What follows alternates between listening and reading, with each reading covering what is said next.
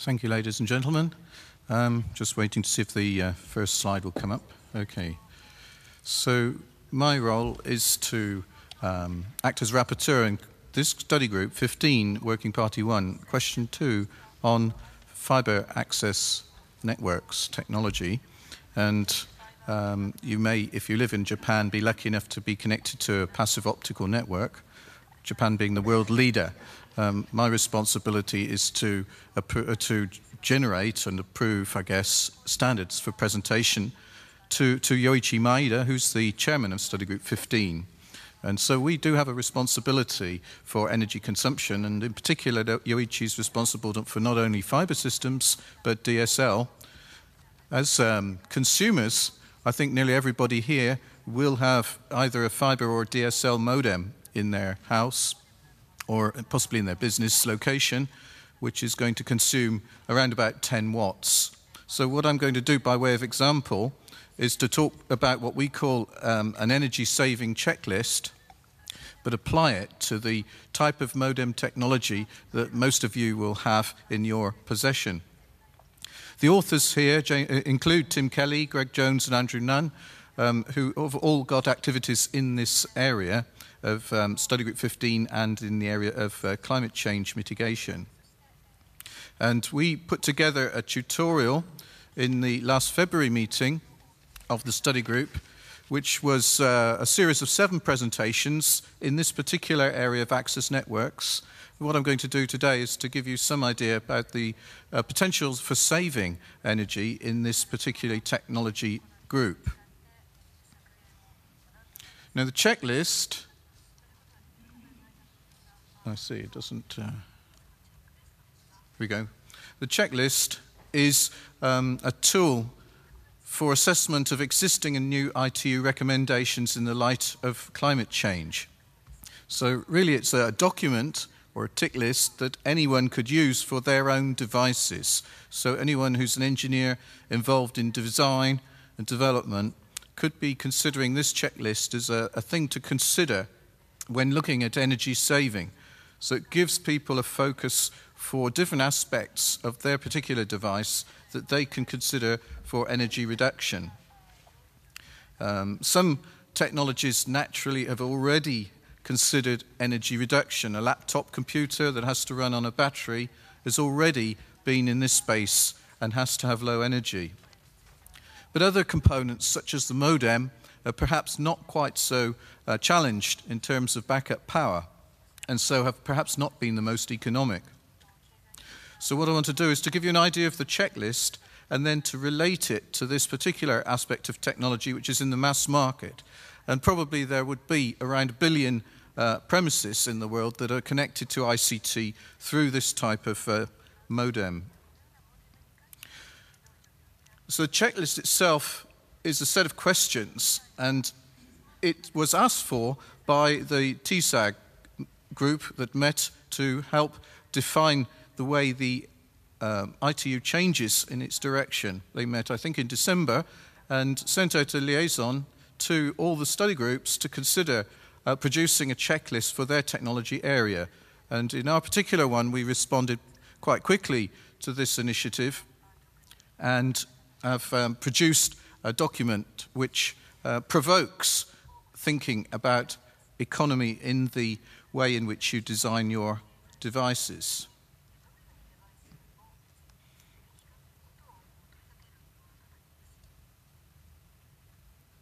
So I'm going to go to the next slide as soon as I can. It's gone backwards, forwards, forwards, forwards. Okay.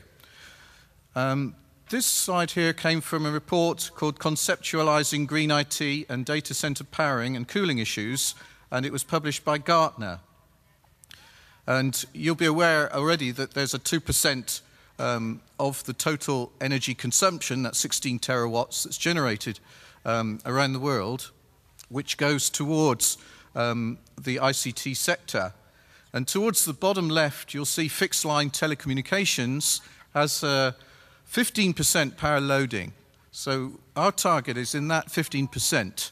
How can we reduce the load that the fixed line telecoms provides on the access network, on the load of the world consumption.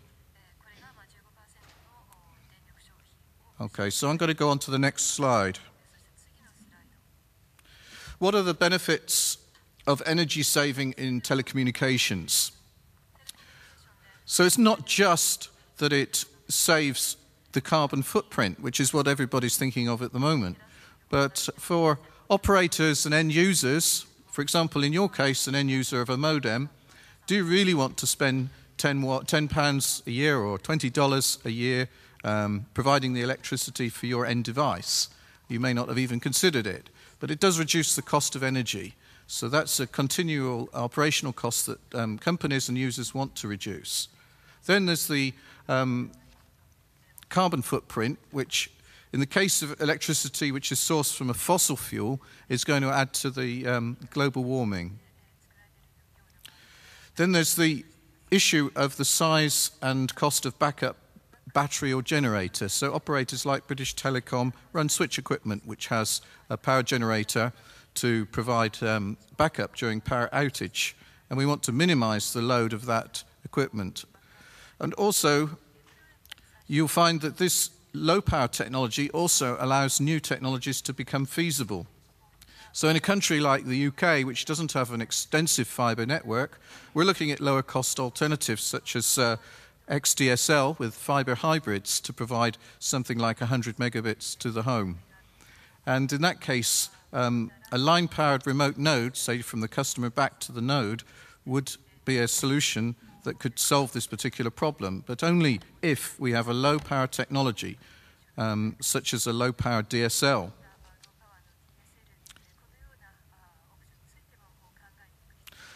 Within the scope of Study Group 15, we have Broadband Access Technologies, which serve mass populations over the final drop.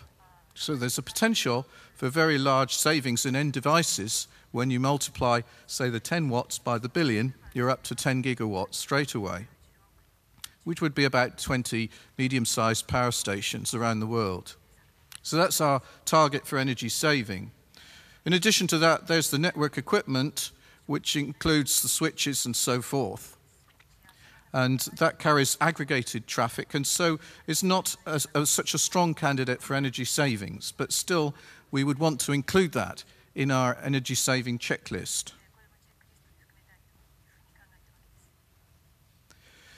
I mentioned the word recommendations earlier in this presentation.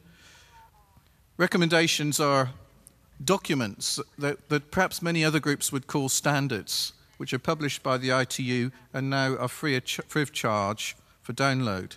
So you can find yourself an example of a technology that interests you on our website.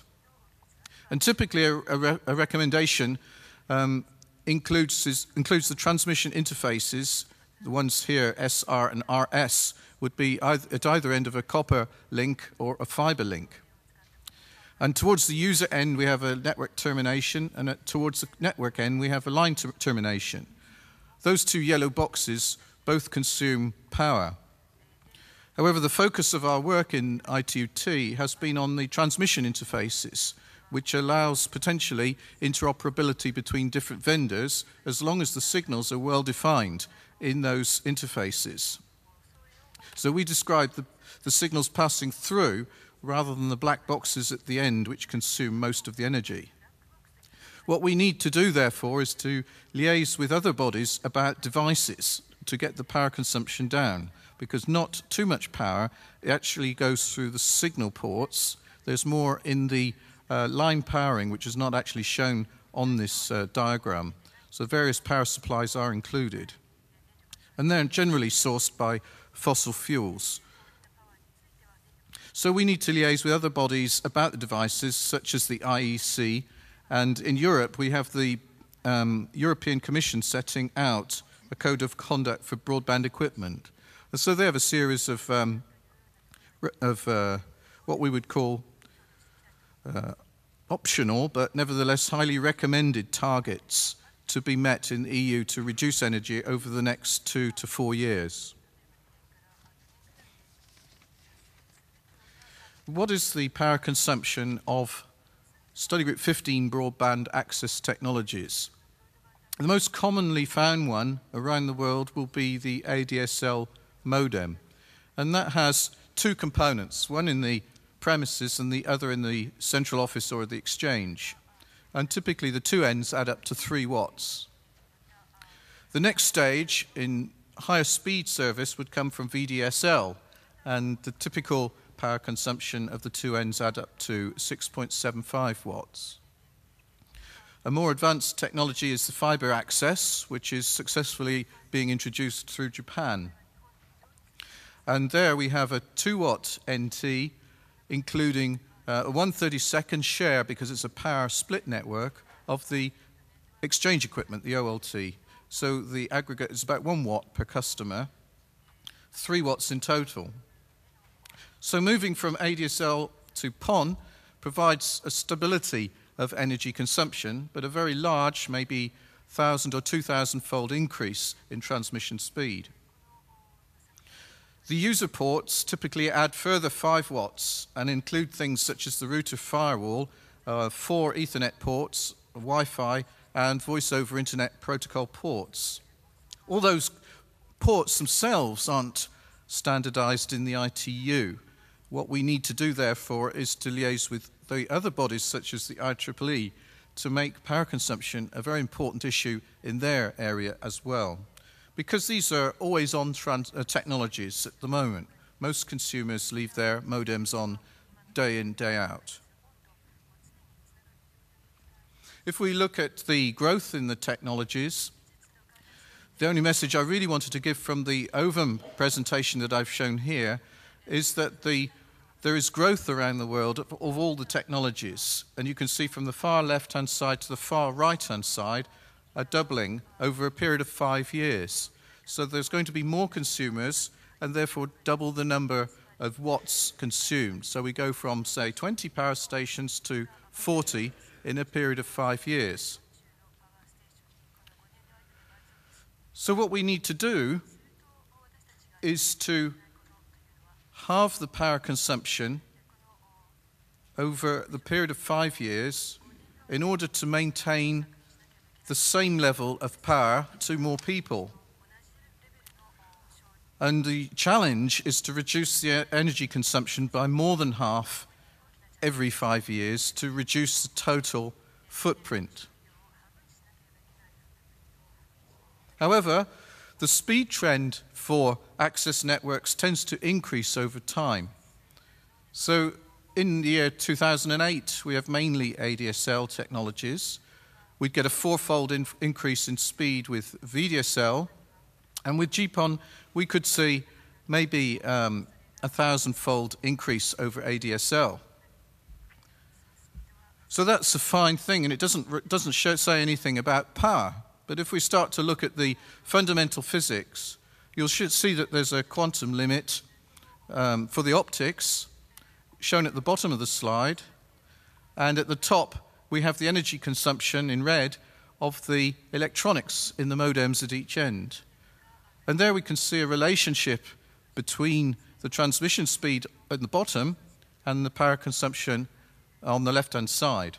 So every doubling of the speed is likely to double the power. There is some chance of mitigation, however, particularly in the case of optics. The actual power of the signal is measured in picowatts.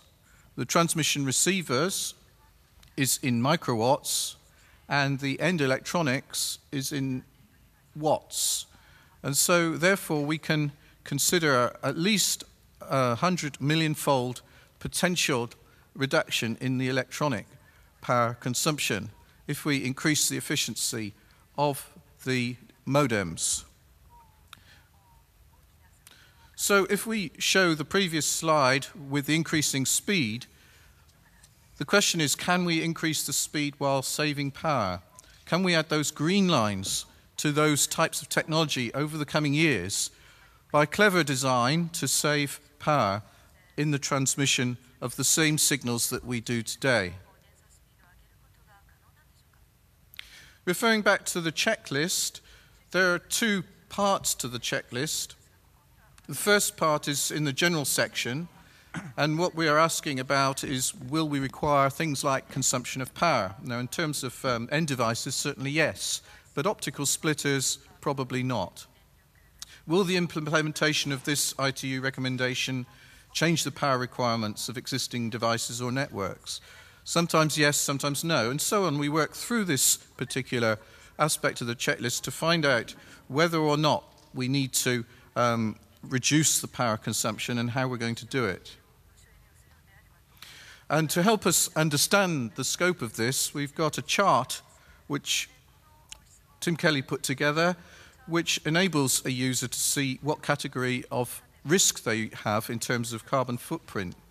So if I go back to our case of modems, we're on the left-hand side, we've got 1 billion plus at the bottom rather, and we're in category C or D, depending upon how efficient we are. So if it's up to 10 watts, today we're probably in category D. But in the future we might go down to 1 watt and therefore be in category C. So there is certainly scope for the access network to reduce its carbon footprint. On the second part of the checklist, we're looking at mitigation. So in the case of ADSL, have we enabled lower power modes? For example, when you're not using your ADSL for high speed downloads or for voice over IP, can we work it in some kind of standby mode?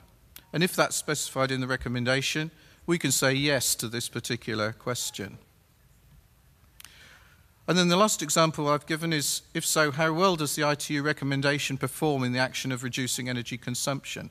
Is it a 10%, and is it mandatory, or is it optional? Not all companies have the same view about how they want to use these things. So maybe this factory settings of today's modems will be full power on opening the box on delivery. But in the future, it could be in a low power mode, and then you have to enable it at the consumer end to run at full power. So, all questions in study group 15 and elsewhere are going to be asked to include climate change issues.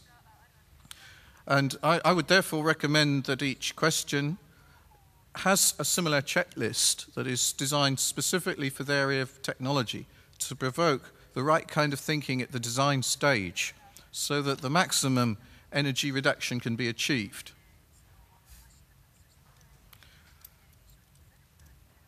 So now my computer is alive in Japanese. Okay, I think I will go on to the next slide, which is a summary. So what we produced is a first draft, and it was in a small part of the total of ITUT. And what we have produced is a document with useful metrics and tools. We've started to apply it to some new technologies, such as mid-span amplifiers for the PON systems. And we're going to look at those devices and see how well they reduce the carbon footprint. Maybe they can help reduce the number of central offices used in administrations and therefore reduce the energy load. Then we would like to be able to suggest that other working groups can use this one as a model and produce their own checklist. And finally, we would like the groups to be able to encourage cooperation to reduce the total power consumption. So whereas ITU can take the 3 watts down to 1 watt on one side of the modem, we would ask IEEE to reduce the Ethernet side from something like 8 watts down to 2 watts or 1 watt in the future. So thank you very much for your attention, and I'd like to show you these particular references. One is relating back to Tim Kelly's area on Technology Watch, and the other is into Yoichi Maeda's area, where we have all the contributions that were made at the tutorials in February, which dig down into more details in the technology areas that I've been talking about this afternoon. Thank you.